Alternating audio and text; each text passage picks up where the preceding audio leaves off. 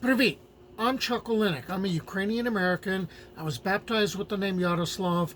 That's also conveniently the name that I use in the historical reenactment group, the Society for Creative Anachronism.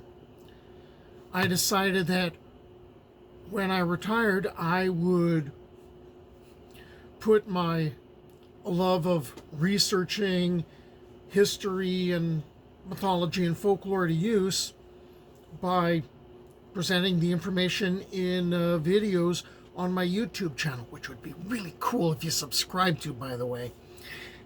So here we are. It's late October.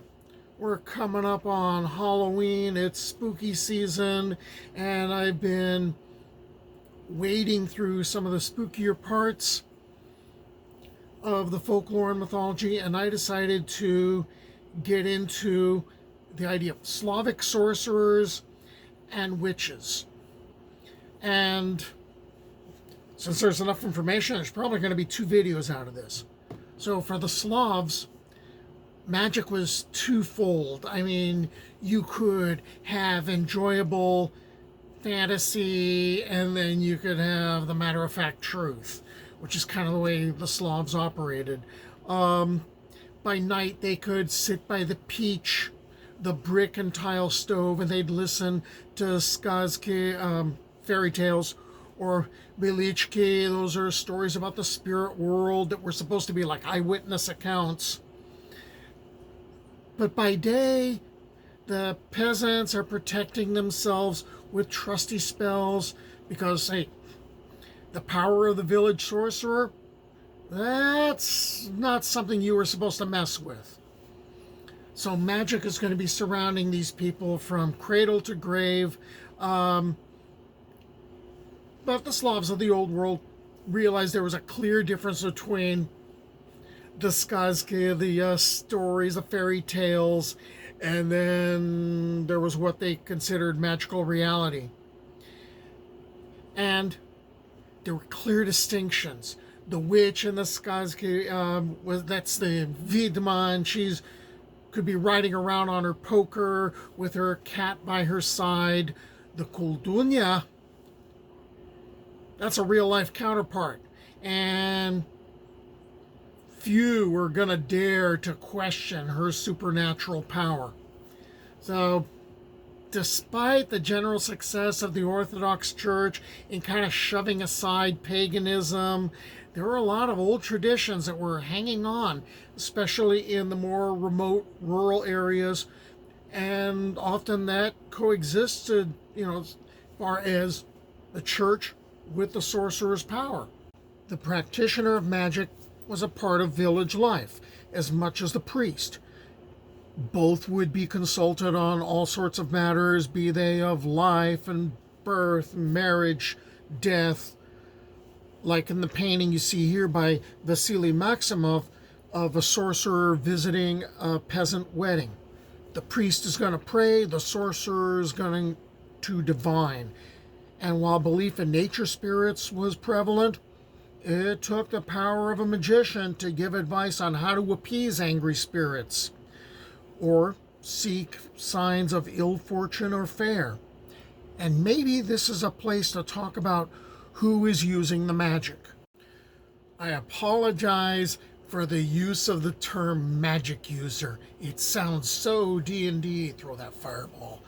But I'm struggling to find the words that are all-inclusive as far as gender and the English terms sorcerer for a man and witch for a woman. It's kind of restricting. And never mind all the different types and what their specialties were, because they specialized a lot like doctors. Let's use the term koldovtsvo. That'll mean sorcery or craft of the wise. A man who practices this is a koldun, while a woman is a koldunya, and they're collectively called kolduny. Actually, there was a term that I used in earlier videos, so we can pretty much go back to the Volkiv of pagan times, or Volkivi, for the plural. In ancient Russia and Kiev and Rus and all that, people turned to Volkovi in times of illness and such natural calamities as drought or famine, and they relied on them to foretell the future. Okay, you might run into other terms in Russian or Ukrainian. So in Russian, sorcerer can often be, okay, here we go, koldun. And sometimes you'd hear the terms vidmayak or vidun. And now and then there's more bookish terms like charodey or chernokniznik. And cherno is black, which is, I guess, kind of telling you that something's not good. Or maybe you'd run into the term volshebnik or voloshebnik. My parents told me their name for the Pleiades, you know, the part of the constellation Taurus, the cluster of stars, the seven sisters. They referred to it as that part of the sky as the volosajare. So maybe that's the plural. For a witch, I already used the Russian term vidma or koldunya, and that's literally sorceress. And much less frequently, charodeyka, volshebnitsa, and you can, or vedunya, and you can see the relation to some of the other words I used. In addition, the peasant frequently used the euphemistic people with knowledge, or znayushki люди, to designate sorcerers, witches, and others believed to possess supernatural powers. Okay, so now we're getting into the specialists, just like seeing a doctor. There was znakarhi. They were healers, all right? Singular is znakar or znakarka. And they were kolduny who specialized in the healing arts. These are the folks who would work hand in hand with the folk beliefs of having elaborate decorations on door lintels and windowsills. And those would also get cleaned or cleansed to keep evil influences away. Special terms existed for fortune tellers and diviners. The gadalke or voroje, they were the guessers. I guess you're trying to figure out where you left your stuff. All right, and there are sorcerers who would specialize in finding lost objects. Singular is odgatchik or gachitsa. Okay, so male-female version. Okay, their approach could get real serious. Like maybe you want to find a stolen object, and the Ogachik might basically take something similar to what was stolen or what went missing and attach it to the mouth of the peach, the stove, and say, "May the unclean force curse the thief to writhe and shrivel as this decays and turns to ashes." However, the line of demarcation between these personages and sorcerers and witches wasn't always clear, since the latter also foretold the future and helped locate lost or stolen goods. Okay, we're now going to start seeing the struggle between the old ways. This is a symbol of the god Perun, the god of thunder, and Christianity. And you're going to see how the standing of the Volkovi is going to start to erode. But first, let's take a look at like the 11th century. During times of pestilence and famine, the Volkovi emerged as leaders of popular uprisings. Oh, that's not going to go over big with the leadership. And there's evidence of a few of what must have been like a bunch of these things happening. In Suzdal in 1024, Volkovi murdered old people whom they considered responsible for crop failure. In Rostov, a little bit before 1071, they murdered a priest and some noblewomen for the same reason. When a Volkov appeared in Novgorod in 1071, it's 3 generations after the city was going through baptism. Almost all of the common people followed him. Only the prince and his retainers remained with the bishop. And the usual outcome, the usual solution for these revolts is the prince or his men killed the Volkiv. And that pretty much quieted the population. Yet it's sometimes pointed out just the very necessity of having to resort to that sort of thing to quell an uprising. That shows you that the church didn't really have that great a standing or influence with the broad masses of the time period. So in time, the Volkiv, who is like an overt and a central part of the pagan community, he's a practitioner of magic, but now he's kind of pushed out on the fringes of his community. And people are still going to consult him and consult his successors because they're going to need services like healing and divination. At the same time, if anything goes south, like there's crop failure or drought, the general populace starts thinking in terms of, hey, these guys are responsible. And for centuries, the occurrence of natural calamities were accompanied by mob witch hunts. So, people, as good Christians, as good Eastern Orthodox Christians, are going to confession. And the priests are routinely asking about dealings with the Volkovi, or dealing with fortune tellers, or dealing with Bogumerski Babe. That's women repugnant to God.